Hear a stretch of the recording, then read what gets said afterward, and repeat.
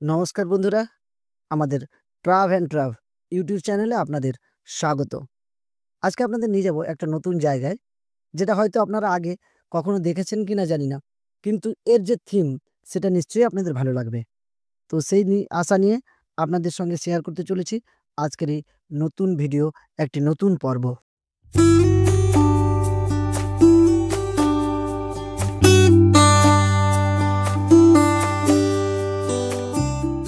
আজ আপনাদের এমন একটা জায়গায় নিয়ে যাব, যেটা পশ্চিম মেদিনীপুর জেলার এক অন্যতম দিঘি বা সরোবর। অন্যতম বললে ভুল হবে, পশ্চিম মেদিনীপুর জেলার বৃহত্তম সরোবরও বটে। এর যাত্রা শুরু বেলদা থেকে। বেলদা থেকে উড়িষ্যা অভিমুখে NH-60 ধরে আমরা এগিয়ে গেলাম প্রায় 20 কিলোমিটার, যেখান থেকে বাম দিকে মোড় নিয়েছে এই যাত্রার গতিপথ। আমরা সেই রাস্তা ধরে এগিয়ে চললাম দাঁতন থেকে প্রায় 2 কিলোমিটার, যেখানে নিহিত রয়েছে পশ্চিম মেদিনীপুর জেলার দাঁতন ব্লকের সরসংখ্যায় অবস্থিত পশ্চিম মেদিনীপুর জেলার এই সুবৃহৎ জলাধারটি।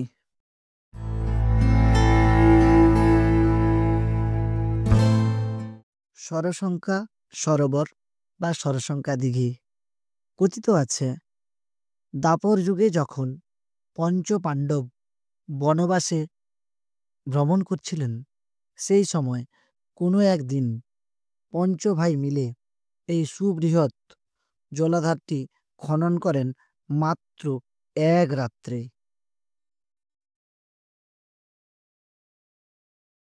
আরেকটি মতানুসারে ভোজরাজ তার অমর কীর্তি রক্ষা করার জন্য এই সুবৃহৎ জলাধারটি খনন করেন, যা তার পুত্র শঙ্খের নামে নির্মিত হয়, যার নামানুসারে এই সরসংখ্যা নামটি নিহিত হয়।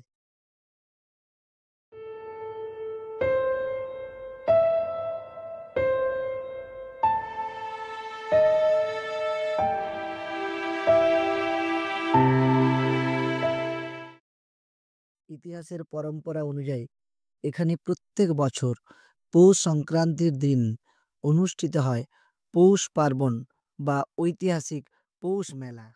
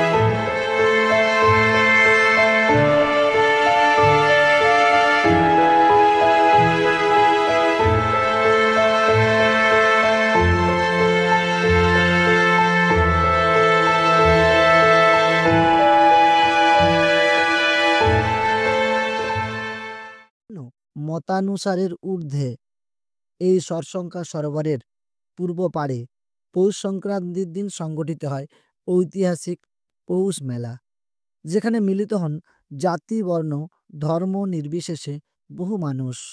যার বিশেষত্ব, এই পাড়ের এক অংশে রয়েছে হিন্দু মন্দির, কালী মন্দির, রয়েছে শিবালয় মন্দির, রয়েছে জগন্নাথ মন্দির, রয়েছে শীতলা মন্দির। আবার ঠিক তার অপর দিকে রয়েছে মুসলিমদের সেই ধর্মস্থল মাজার, পবিত্র মাজার।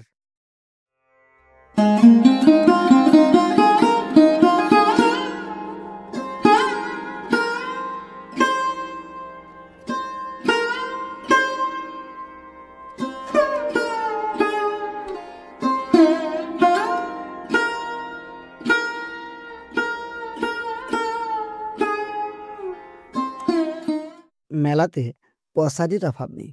সমস্ত রকম দ্রব্যের প্রসারী এখানে রয়েছে। বিভিন্ন রকম খাদ্যবস্তু রয়েছে, বিভিন্ন রকম আসবাবপত্র রয়েছে, খেলনাপাতি রয়েছে, ইমিটেশন বা মনোহারী দ্রব্য রয়েছে, অন্যান্য দ্রব্য সামগ্রী। বিভিন্ন রকম দ্রব্য সামগ্রীর মাঝে আপনি আপনার কেনাকাটা করতে পারেন স্বচ্ছন্দে।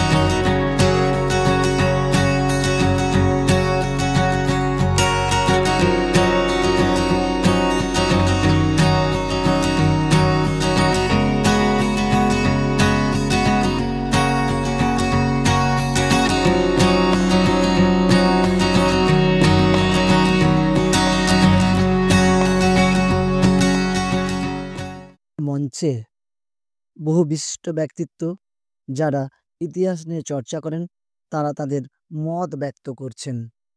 তারা তুলে ধরছেন ইংরেজদের সময় থেকে, ইংরেজদের আমল থেকে বিভিন্ন ক্ষেত্রে, বিভিন্ন সময় পত্র পত্রিকায় তাদের বিভিন্ন আলোচনায় উঠে এসছে এই সরসংখ্যা সরোবরের নাম। 1907 সালের একটি পেপারে দেখা যাচ্ছে যে এই পুকুর খনন করার জন্য তৎকালীন সময়ে লক্ষাধিক টাকা ব্যয় করা হয়েছিল। এমনকি ভারতবর্ষের যে 500টি তৎকালীন দর্শনীয় স্থান ছিল, তার মধ্যে একটি অন্যতম ছিল এই সরসংখ্যা সরোবর।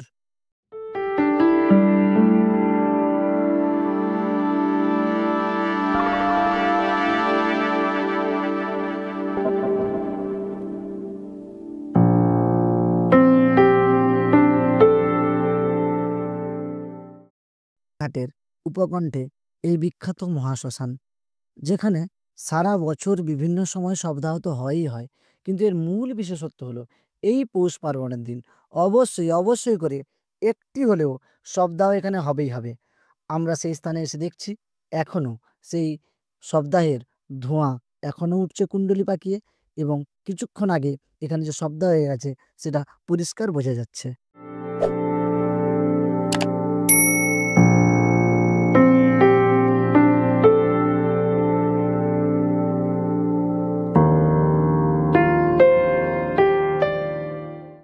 এই সেই বিখ্যাত পাণ্ডবঘাট। এখানে পাণ্ডবরা এই সুবৃহৎ জলাশয় খনন করে এই ঘাট দিয়ে উঠে গেছিলেন যা কথিত রয়েছে। এবং এখানে এই পাণ্ডব ঘাটে বহু মানুষ শবদাহ করে তাদের তাদের যে স্নান পর্ব এখানেই শেষ করেন, এবং এখানে ভিক্ষাবৃত্তি অর্জনের জন্য বহু ভিক্ষুক এখানে বসেছেন, এবং বহু মানুষ এখানে হাত ভরে তাদেরকে দান করছেন, ভিক্ষা দান করছেন।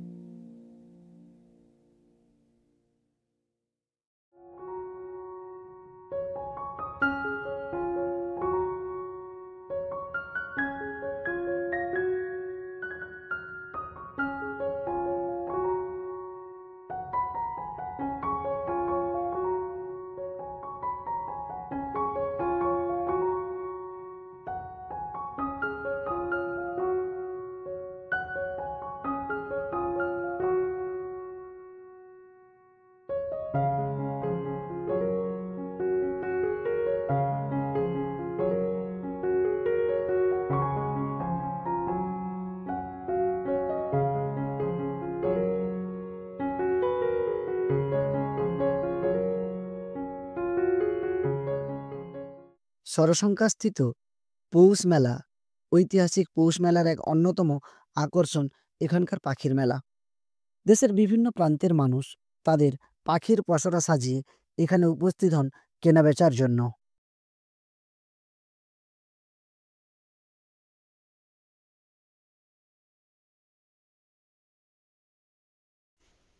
ষড়সংখ্যা মেলার অন্যতম আকর্ষণ পাখির মেলায় এসে মনটা ভারাক্রান্ত হয়ে উঠল। খাঁচাইবন্দি পাখিগুলিকে দেখে খুব কষ্টই হলো, কিন্তু যেহেতু ফুটেজ কভারেজ করতে এসেছি তা তো আপনাদের দেখাতেই হবে। কি নেই এখানে! ময়না থেকে কাকাতুয়া, টিয়া থেকে ম্যাকাও, পায়রা থেকে শালিক, যা খুঁজবেন সব পাখি এখানে মজুদ রয়েছে। আপনারা এই পাখির মেলায় এলে আপনাদের মনটা কিন্তু আনন্দে ভরে উঠবেই।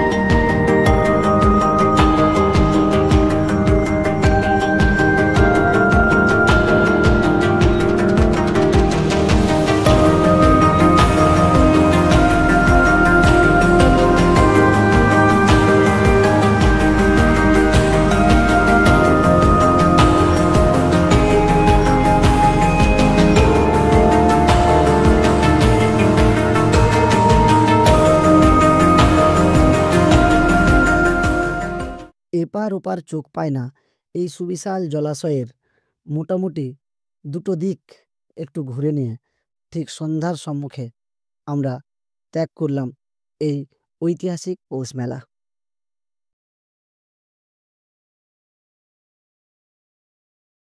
তো বন্ধুরা, এই ছিল সরসংখ্যাস্থিত ঐতিহাসিক পৌষ মেলার এই বিশেষ পর্ব।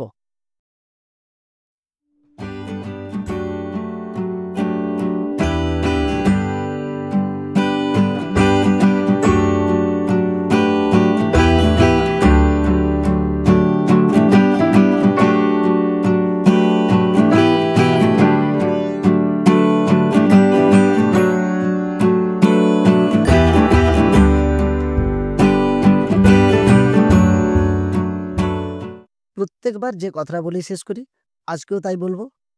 আমরা আসছি আবার একটা নতুন পর্বে। ততদিন সুস্থ থাকুন, ভালো থাকুন, সঙ্গে থাকুন, এনজয় করুন। ধন্যবাদ, নমস্কার।